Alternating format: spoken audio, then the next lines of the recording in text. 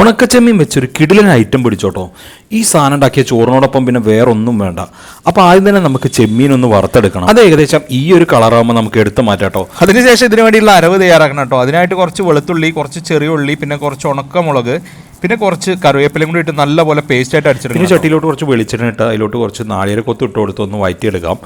എന്നിട്ട് നല്ലപോലെ വഴണ്ടി വരുമ്പോൾ അതിലോട്ട് നമുക്ക് കുറച്ച് കറിവേപ്പിലയും കൂടി ഇട്ട് കൊടുക്കാം. അടുത്തായി അതിലോട്ട് നമുക്ക് നമ്മൾ നേരത്തെ അരച്ച് വെച്ച് കഴിഞ്ഞാൽ അരവും കൂടി ഇട്ട് കൊടുക്കാം. അരവിൻ്റെ പച്ചമണം ഒന്ന് മാറാൻ വേണ്ടി നല്ലപോലെ ഒന്ന് ഇളക്കി കൊടുക്കാം കേട്ടോ. നമുക്ക് ഇപ്പോൾ അരവെല്ലാം കൂടി നല്ലപോലെ ഒന്ന് വഴണ്ടി വന്നിട്ടുണ്ട്. ഇനി അതിലോട്ട് നമുക്ക് പൊടികൾ ഇട്ട് കൊടുക്കണം.